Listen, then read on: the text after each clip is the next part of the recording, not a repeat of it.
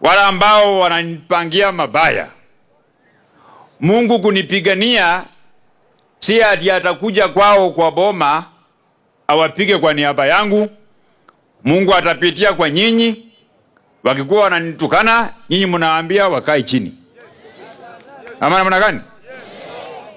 Kwa sababu hapa kwangu Kimilili,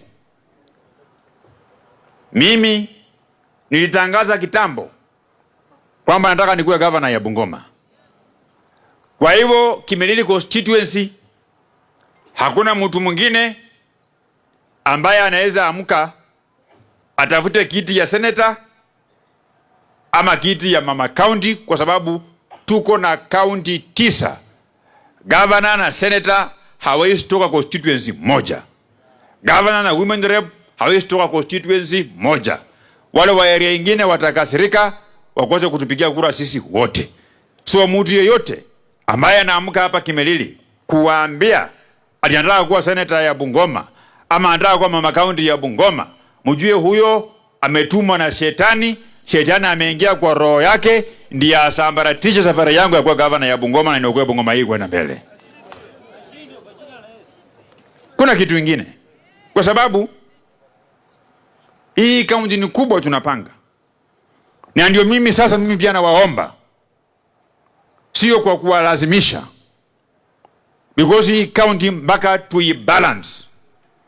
Gavana akitoka huku juu, mama county na senator wanatoka sehemu nyingine. Kwa wale ambao wanataka kuwa mama county, mimi naomba nyinyi watu wa Kimilili kwamba mama county ya Bungoma, na waomba kwa heshima mchague mama anaitwa Nancy na Nyama, kwa sababu tunaunda timu ya kutembea pamoja. Wale wengine ambao wanatafuta kiti ya mama county hawako nyuma yangu. Kweli si kweli? Si ule mama county ambao tulichagua saa hii ako huko, mnakutananga na anaendanga na mwananga anapeleka watu kwa Eninga. Anakaa huko. Anashiriki imani tofauti ya kusambaratisha mipango yangu. Nia ya Herode ilikuwa ni ubinafsi. Akuwe ndio mkubwa peke yake ulimwenguni. Alikuwa anataka kuharibu mipango ya Yesu Kristo kwa dunia, kuharibu ndoto ya Yesu Kristo.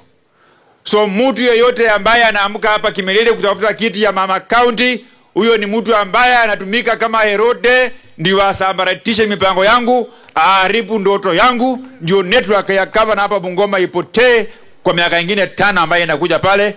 Mimi naomba Mwenyezi Mungu kupitia kwenu msikubali maneno kama hayo itendeke.